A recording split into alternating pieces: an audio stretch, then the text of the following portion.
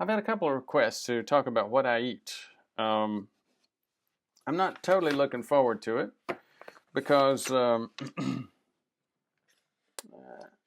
it's still a work in progress. Here I am, 60 years old. Probably 30 years of, or a little bit more than 30 years of a plant-based diet. Now I've been making some changes over the past year and actually accomplished a 10-pound weight gain on a low-carb, high-fiber diet. Um, and as those of you who've seen some of my other videos may know, I do think that 10-pound weight gain was very much associated with this um, onset of my atrial fib. I do think I had atrial fib in the past. I suspected it for a few years. Um, I've got the atrial fib gene, and I've been a distance runner. But it wasn't until I gained those 10 pounds that atrial fib really kicked up, and I was able to confirm it. I've lost 5 pounds back, and I haven't had any episodes since then. So, so that's part of the part that's not pretty. How can you gain weight on a high, low carb, high fiber diet? Well, actually, you can. If you, one of the best books I've read on low carb diets is Diet 101. I've done a separate video on that if you want to take a look at it. But the randomized clinical trials have shown that you can clearly gain weight on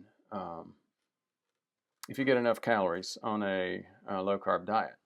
And how do I get a lot of calories? A lot of olive oil. And that's part of what's ugly too. Some of the dishes that I eat you'll probably not find very appetizing. But let me give you some background information as well in terms of my own, where I come from in terms of food. A very bad family culture. My father was my height, 5'10", but at one point over 350 pounds. So he was carrying 2 1/3 of me. I'm 155 right now. I tend to go between 150 and 160. My birth weight was 10.5 pounds. Now, why is that significant? Well, not only was I a big baby, there are reasons behind why babies are big. And we've known now, there's clear evidence that if a baby's over 8.5 pounds, they have significant risk for type 2 diabetes as they get older. What's the mechanism for that? We suspect it's epigenetics. I've done videos on that as well, but it looks like we set up our gene, our access to our DNA, and have some challenges there when we have problems with being overweight, with lack of exercise, babies that are born overweight. Again, usually born to moms who have high blood sugar during their pregnancy as well. My own weight has gone, I was never as heavy as my father. My highest weight was 185 pounds, but when you think about the fact that I'm 155 now, I've been 30 pounds heavier than I am at this point. As I've mentioned a couple of times, 30 years of plant-based diet with lots of grains during that time period. So, and beets and carrots. Carrots were one of my favorite snack foods during that time period. There's enough sugars in beets and even carrots, but surely grains, to where I do think that that was 30 years of too many carbs. Whether it was or not, when I was younger, I still had much more of a healthy ability to metabolize carbs, so it was less of an issue. So the other thing is, given that kind of personal life and background, I developed a license to eat over about about 6 to 8 months ago. And here's why. So I dropped to where I was struggling to keep 150 pounds on.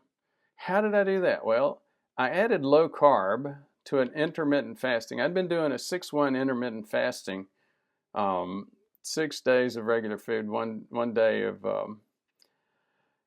mostly a water fast on Sundays for a couple of years. Then I added mimicked fasting as well, which is about 4 or 5 days of going down to about 600 calories.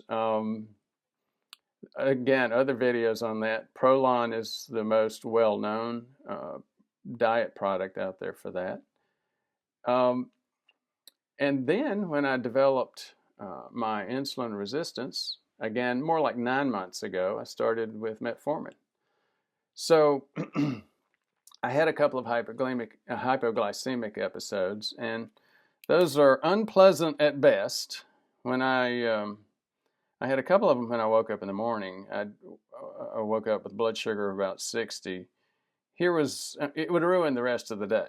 I knew I needed to eat. I felt it was a challenge. I had to force myself to get down to the kitchen, force myself to eat, but then knowing that I was going to vomit most of that food back up. So you go through several hours, or at least I did during those hypoglycemic episodes, of walking that tightrope between getting enough calories to get beyond this hypoglycemia, but on the other hand, not continuing to eat and then lose that food again. So again, some of the challenges of a friend and patient of mine made the point that it's not easy to manage your blood glucose as you start getting older and insulin resistant. As many of us know, there's a popular saying that says, life is hard and then you die. Getting old is not for sissies. I think all of these are valid points. Now, I'm going to start off with some pictures of foods at restaurants. I eat out a lot. I travel every week. I have for most of about 30 years, and here's my staple food when I am eating out. It's a salad. You have to be careful of the salad dressings that they bring, because quite often they'll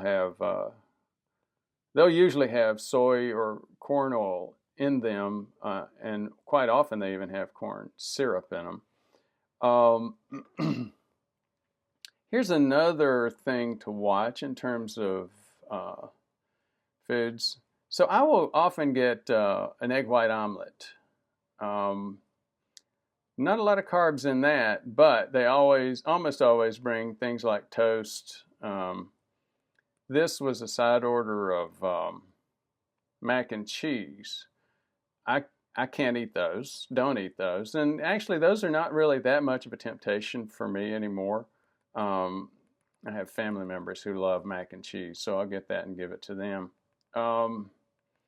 If anything's a temptation, it tends to be the breads, because again, on those 30 years of plant-based, I ate a lot of breads and grains. Another restaurant meal, actually the same restaurant. There's a local restaurant here that's called Ramsey's, and as you can see, it's sort of a very casual place. The owner is from New Orleans, so he had a great Mardi Gras feast. As you can see, I don't get to eat most, and really had very little temptation from the corn, the potatoes, rolls, breads, or I tried some of the gumbo, and that day I did splurge and have some of the bread. Again, bread's a killer. But I was able to eat all of the crawfish that I wanted. As they say in New Orleans, what is it? Take the heads off, suck the juice out. So I got to do plenty of that. A local excellent Andean, as in South American restaurant. Janice got some tacos. I got fish stew. It appears that there was probably some flour, mostly dairy-based broth, dairy and vegetable-based broth. I was able to eat the seafood out of it.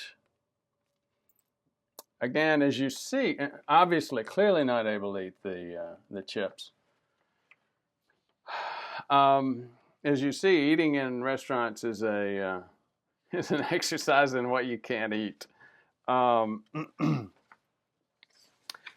This is going on over 10 minutes now. I haven't covered the part of the food that I make and that I eat at home. I'll do that in a companion video. Thank you for your interest.